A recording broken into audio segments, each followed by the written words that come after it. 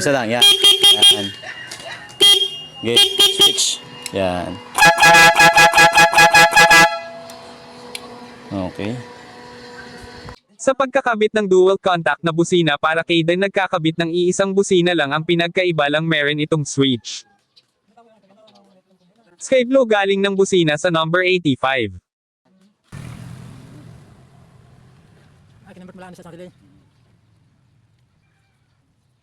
At dito nga ay nag-top tayo ng isang wire papunta sa ating switch. Tapos ipopost mo sa TikTok, ano? Ipopost mo sa TikTok. Facebook. Mula sa switch papunta naman ang relay number 86. At dahil wala ng extrang budget si customer kaya nilusot na lang natin sa butas ng relay para makatipid na din. Nagkabit nga pala tayo ng body ground ito kasi ang gagawin nating supply kasi negative tracker ang ating busina pero pwede din naman na ilipat mo na lang ng positive tracker ang busina.